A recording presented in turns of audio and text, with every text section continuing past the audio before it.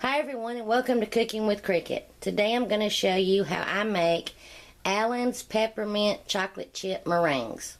They are so good. Tell you real quick how I got the name for them. My good friend Allan, and he does have a channel here.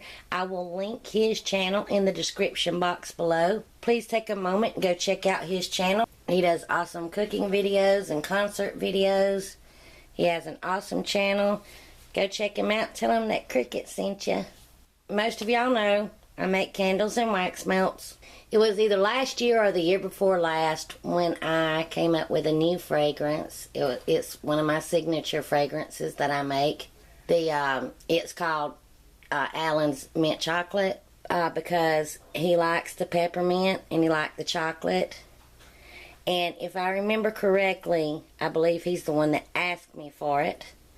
And it's became a very popular scent, and I asked him could I name it after him, and he said sure.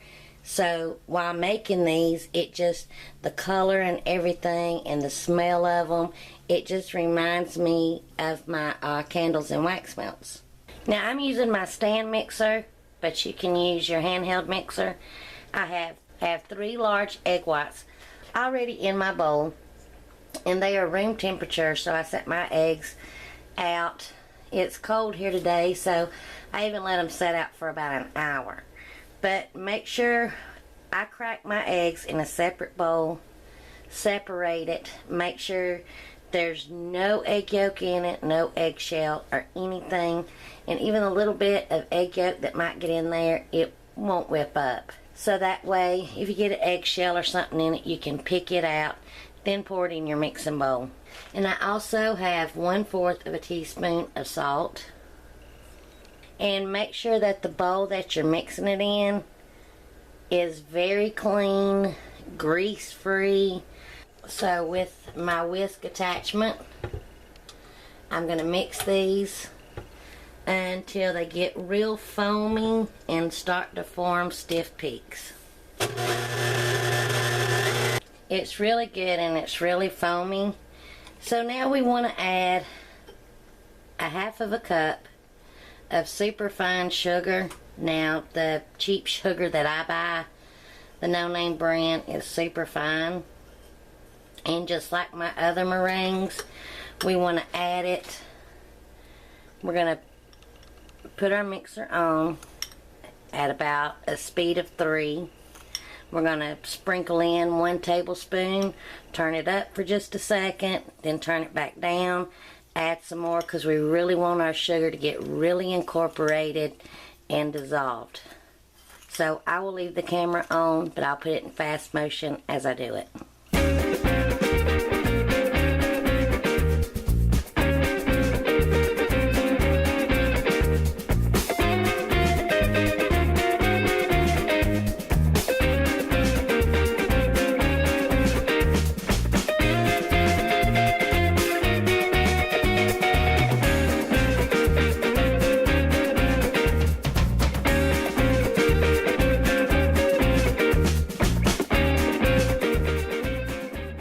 Alright, I just put the last little bit of sugar in there, mixed it for about 30 seconds, and now what I'm going to do, just because I seen some sugar splatter up against the side of my bowl, because I didn't cut it down all the way sometimes when I added it, and I saw the sugar fly over here to the side of the bowl, so with a very clean spatula, I'm just going to scrape all of that down in there, because we really want our sugar to be dissolved.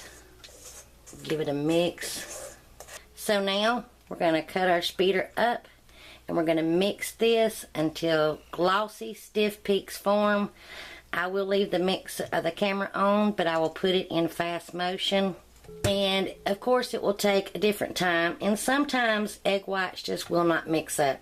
There could have been just a tiny bit of an egg yolk that got in there or something, but if you find they're not whipping up, then you'll just have to start over. But mix it now till good firm stiff peaks form, and it's glossy.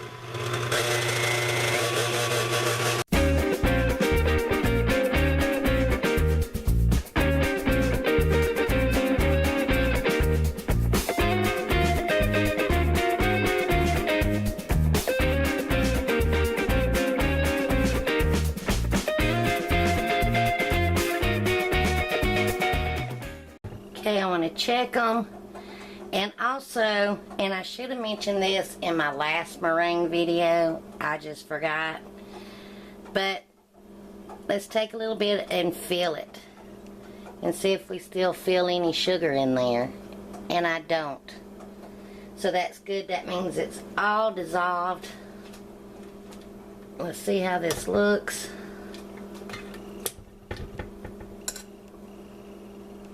Looks great. It's holding its shape. And today, after I got all the sugar incorporated, that took me around 4 minutes. The other day, it took me around 7 minutes. So now we're going to add a half of a teaspoon of peppermint extract. And also some green food coloring. Now I do have the thick gel food coloring, but that green is so intense that I'm just going to use this liquid.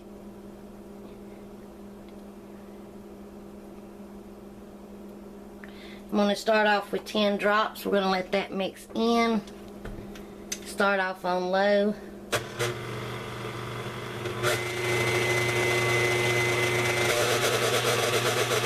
Now, with a clean spatula, I'm going to scrape the sides to get all that food coloring incorporated and make sure the peppermint extract's incorporated. And I'm going to let this mix for about a minute.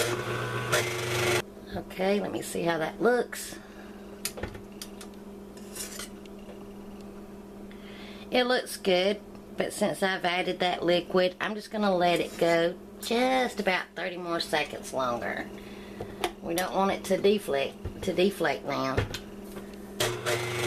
Okay, this looks good. Now time to fold in our chocolate chips. We need to use mini chocolate chips. I was going to use the vanilla chips. I thought they were mini enough, but they wouldn't fit through my piping nozzle. So I have a half a cup of the mini teeny tiny chocolate, but I just thought the white chocolate would be pretty too. But what I would do, see, I have this big tip. I have a couple of these big tips, the 1Ms and stuff, but they're the star tips. Even this mini chip would not fall through it. So just check your tips. You want a wide open tip. So I'm using this tip right here, and it's got the little ridges on it, but my chips fall through it. You don't have to use a piping bag. You can just use a plastic bag. Just snip the corner off of it, or you don't even have to use a tip. You can just spoon it on there. But now we want to fold in our miniature chocolate chips, and let me see how big of a mess I can make. And this is my little miniature spatula that I used after the sugar was dissolved. Just kind of fold those in. Don't really stir it a lot. So now I'm going to fill up my piping bag, and I'll meet you at my cooking trays. I have my oven preheated to 225 degrees Fahrenheit. Just kind of shake your mixture. And I've probably overfilled my bag like I usually do, and it's probably going to come out the top. This is very sticky. Just like with my other meringues, we want to pipe them, but I'm about to get rid of this tip and just do it a different way. So see, forget about what I said about your chips falling through. Now, if I had a bigger nozzle, it would work.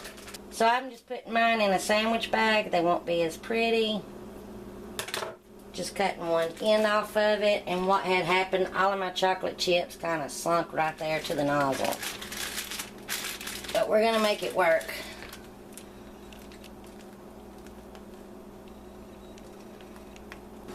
Okay, see, I made it work. So look, that one looks like a peep. So I just kind of then just took my bag, just kind of laid it down like that, and just kind of pushed it out to make them like a little long. But that one looks just like a peep. Anyway, into my preheated 225 degrees Fahrenheit oven for 45 minutes. At 45 minutes, I will open the oven very quick just to make sure they're firm. They should be. Then I'm going to close the oven door. I'm going to cut the oven off. I will not open the oven door for around 90 minutes to 2 hours. You can even leave them in there overnight. You can make this at night. Do that for 45 minutes. Just shut off the oven and leave them in there overnight. So I will bring you back after I bring them out of the oven. My meringues are ready. Now I did let mine bake with the oven on for an hour, maybe an hour and 10 minutes. Then I shut the oven off. I didn't even open the oven door. And they've been sitting in my oven for around 3 hours. And they're cooled. This is that one I think that kind of looks like a peep. But now we're going to try them. Are they pretty? No, they're not that pretty, because I had the problem with the piping bag. So let's taste it. I'll break one in half. You can see how crumbly they are. And that's the way they're supposed to be. So now let's try one. So good. I love meringues. And they're not really overpowering with peppermint flavor. To me, it's just the right amount. And then just the right amount of chocolate. And it's so good. So thanks for watching. If you like this video, please give me a thumbs up. Comment, because I love hearing from you. Please feel free to share my videos. Don't forget to subscribe and hit the notification bell. And until my next video, I hope y'all enjoy. Bye, y'all. And also, don't forget, these make wonderful gifts for co-workers, neighbors, family. Store them in an airtight container.